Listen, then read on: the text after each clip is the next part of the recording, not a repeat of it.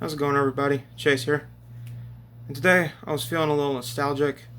I was watching some wrestling on YouTube, and they were talking about Shawn Michaels, and he's my favorite wrestler of all time.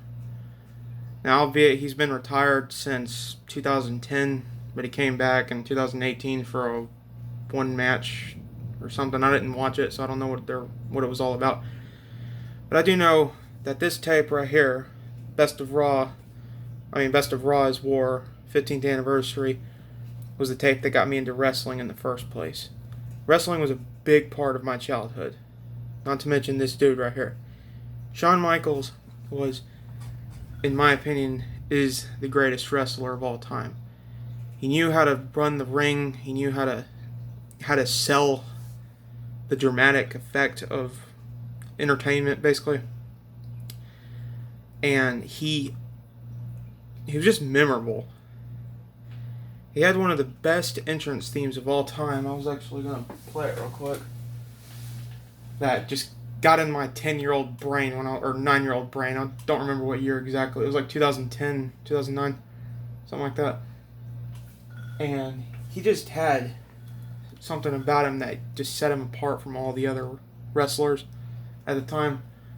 Now, at that time, I was a big fan of like Triple H and Batista and John Cena and Sheamus and those guys.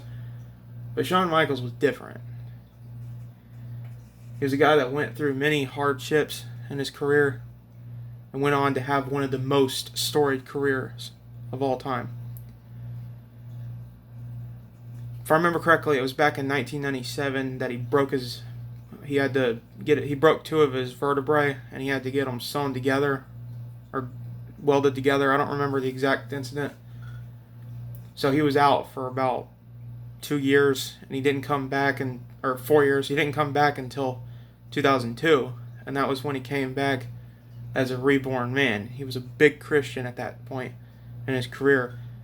But what you're seeing on screen right now was when he was in his early days, like this outfit right here, the white and red. That was from when he first showed up back in 1992 or 1991. I don't really remember the exact year. I just know that was when he was with Sensational Sherry, and she was a very memorable manager back then. But Shawn had just some of the most memorable promos of all time.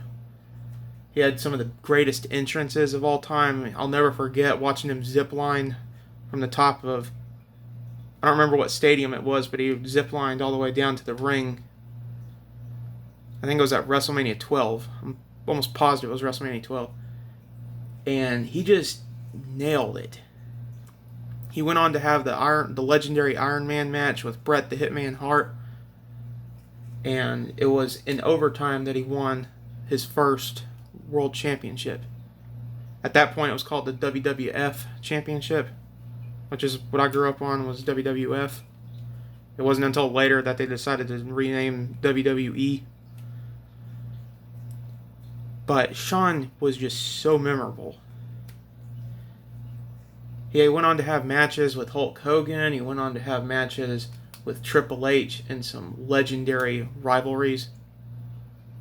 I remember that SummerSlam 2002 where him and Triple H, best friends turned bitter foes. Sorry about that, it's thundering outside. But he went on to have, by far, what is considered the greatest wrestling match of all time at WrestleMania 26 with The Undertaker. And that was when he retired back in 2010 because it was a career versus streak match. Because The Undertaker's streak was so legendary. It went on for 19 years of the man being undefeated at WrestleMania. Or not 19 years, 18 years. Because he lost number 18, and that was what caused Shawn Michaels' his career.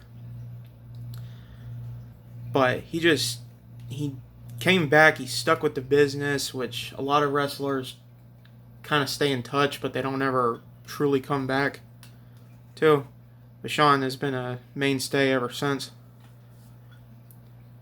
You can just feel the energy. He had the same level of energy that you would have with Stone Cold Steve Austin and The Rock and Mankind, and in a way, Hulk Hogan, even though I'm not a huge fan of Hulk Hogan, mainly because they tried to make the guy immortal when he wasn't really all that in a bag of chips. But I just wanted to do a video where I was talking about this kind of thing because it's something I've been wanting to do for a while. I don't have all my Shawn Michaels up here. I just have the two that are my favorite because this was back in his very early days, like 1992 and 1993. I remember this was the outfit he wore at WrestleMania 9, the black and white one. And that was when he first debuted. But this tape right here had some of the most memorable moments. It had the rise of D-Generation X. It had, which was one of the greatest wrestling tag teams of all time, by the way. It was him and Triple H, and back then it was Billy Gunn and X-Pac and Road Dogg. And I don't remember who all else. There was a lot of other members that were in D-Generation X. There was Chyna. I forgot about her, which she passed away a couple years ago. But he was just one of the greatest athletes of all time. I mean, he showed up back in, I think it was 1989, but he was in a tag team called the Rockers, where he was with his tag team partner, Marty Jannetty. And he got sick and tired of running the tag team duo for so long that he super kicked. At that point, they didn't call it Sweet Chin Music, but he super kicked Marty Jannetty through a Brutus, I think it was Brutus Beefcake's barbershop window. I think that was his name. And that was when Shawn went solo. And it wasn't until, I think it was January or February of 1992 that he went on to win the Intercontinental Championship from, I think it was British Bulldog Davey Boy Smith. Or not Dave, I don't remember the names. I'm sorry, I'm kind of getting mixed up on names because there's been a couple of run-ins where they've had matches. But his most memorable matchup was with Bret the Hitman Hart. And that is actually one of my favorite matches of all time, which is at Survivor Series 1992, which is, the full match is on YouTube. I'd actually go check it out if I were you. But he just had he knew how to sell a crowd. And I don't know if anybody knows what I'm talking about, but what I mean by selling a crowd is he knew how to make the crowd feel like they were part of the action. He knew how to make them feel like it was real, like it was a real life superhero match or a real life rivalry going down. And I just remember watching it. I remember watching him collapse when he had that match with Owen Hart on this tape. There was the stupid moment. It's kind of funny, but it was stupid too, where him and Triple H staged him losing the European title at that point. And he just had some of the most memorable moments. You can't think of wrestling without thinking of Shawn Michaels. The guy was just legendary. He had some of the, he was the first Grand Slam champion, which means that he won all the titles at one point, which was all the championship belts. And he just proceeded to run with them. And it wasn't until 97 that he had to retire early, but everybody thought he was actually gone for good, because most athletes that get injured don't really come back the same way as they did when they left. But when he came back, he just had his eyes set on the gold, and man, he took that second chance and he ran with it. I know it sounds like I'm rambling. I'm just touching on all the different moments in his career. But he just had some of the most memorable wrestling moments of all time.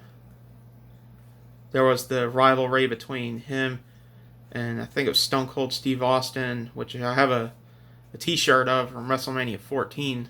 It's actually my favorite t-shirt I own. Where Mike Tyson, which a lot of people have been talking about him lately, or there's a documentary coming out soon on him, and Mike Tyson was the special guest referee at that match. and everybody thought that he was a member of D-Generation X because they were making it sound like he was. And then he pulled the biggest turn on D-Generation X I think I've ever seen in my life. He turned around and knocked out Shawn Michaels and allowed Stone Cold Steve Austin to win the match. Now, that was pretty hardcore. But it wasn't until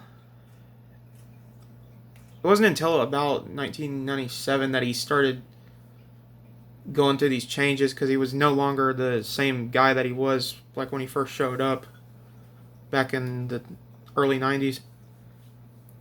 He was kind of this, yeah, when he first showed up, he was this cocky, arrogant, but they called him the sexy boy, and he was the Heartbreak Kid, and he had one of the most catchy theme songs of all time, which I was going to play a couple seconds of real quick. Not trying to get copyright striked.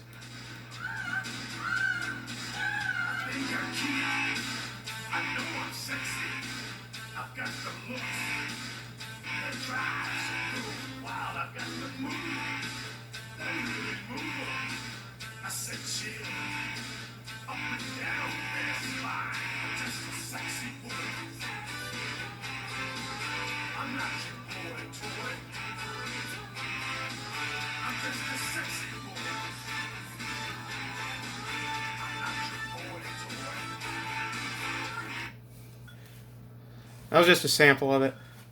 But you can say that you don't like that song, but it does make your toes tap. It's one of my favorite theme songs of all of wrestling. But he came back as he had his eyes set on the Intercontinental title, and he had one of the greatest promos between him and Bret Hart. Or not promos, but it was the pre-match interviews back at Survivor Series.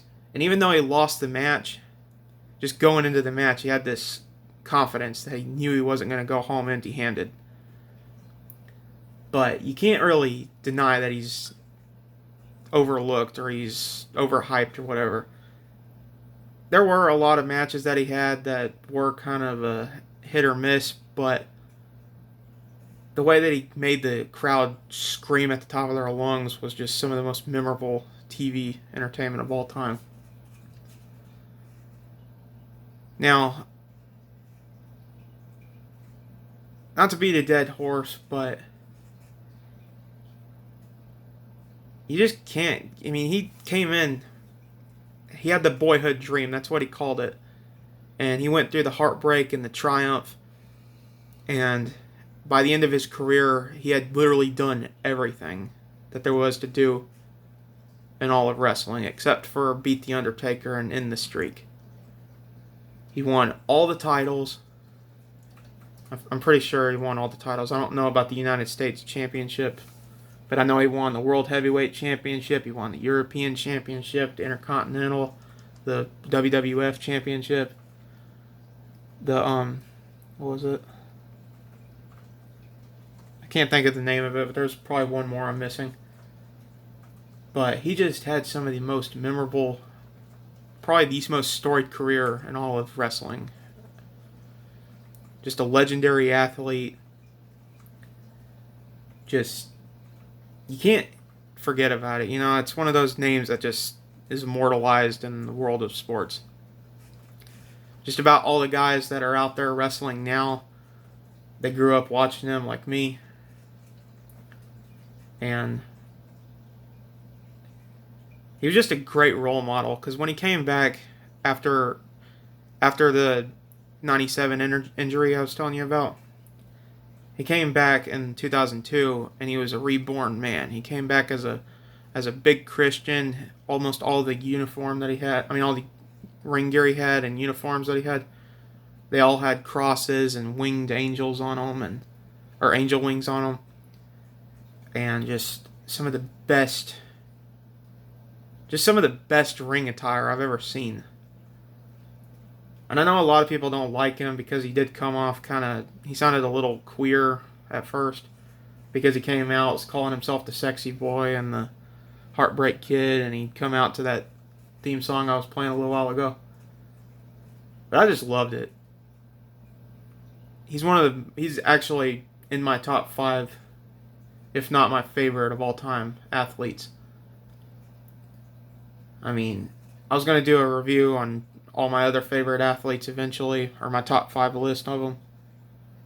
But you just can't make this kind of stuff up. This guy made one of the greatest moments. I mean, some of the greatest moments in all of sports entertainment. And even though he retired about 10 years ago, he left behind about 25 years worth of footage to go back and watch. So you never really run out of stuff to watch on him. But a lot of these shows, like there's this documentary they're doing on A&E where they're talking about biographies of classic wrestlers, and that was actually what made me want to do this video. Was I was watching that, and they were talking about like the origins and how he rose to fame, I guess you could say. And you never can forget about him, because there'll never be another Shawn Michaels. Without what he did in the early days of wrestling, I mean, he was the one that pioneered the ladder matches. He's the one that pioneered the Hell in a Cell matches, which were the steel cage things. He pioneered, what was it? He just set the bar so high that you can't ever reach it. And I know it sounds like I'm rambling on and I'm just trying to grab stuff to talk about, but I do miss watching him on TV. But it seems like he stays in good touch with it, because apparently right now, I didn't know about this until about a month ago, that he's teaching the new guys on NXT how to do what he did, giving tips and hints on how to make people stand on their feet and be at the edge of their seats. And I'm not trying to sound like I'm idolizing the guy, but he is one of those guys that he was the perfect role model. He was the guy that you wanted to be. I mean, as a kid, I wanted to be Shawn Michaels, literally. I wanted to live the boyhood dream of coming from nothing and being the champion. And I know I might not be able to wrestle, but for a long time, I'm serious, until I was about 14 or 15 years old, I wanted to be a wrestler. And I had to thank Shawn Michaels for at least giving me something to believe in. Now, he's one of those guys that you can't expect there to be another one, because there'll never be another Shawn Michaels. There have been a couple of guys in recent years that I've seen that have tried capturing it. There's a wrestler out there right now called Dolph Ziggler, or named Dolph Ziggler. And he kind of has this Shawn Michaels-esque kind of thing to it, but he's not the same, you know? But I just really wanted to do a video talking about it and retrospecting and stuff like that, because I was feeling nostalgic. But I just remember watching those matches from WrestleMania 12, the Iron Man match I was telling you about, between him and Bret Hart, from the ladder matches between him and Razor Ramon for the Intercontinental Championship. And even though he mostly lost those matches, except for the Iron Man match, which he finally won the World Championship in one of the most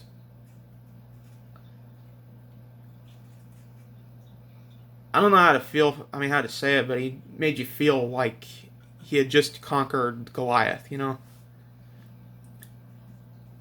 And it made you feel like you could go out and you could do anything. That if a guy like him could go out and win the championship, that you could do the same thing. Now,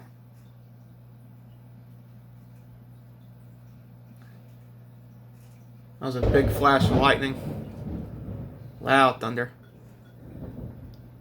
I'm not gonna let this go on for any longer. I was actually gonna end this video soon because I know I've gone on for about 15-20 minutes now. But I just wanted to sit down and talk about my favorite athlete of all time.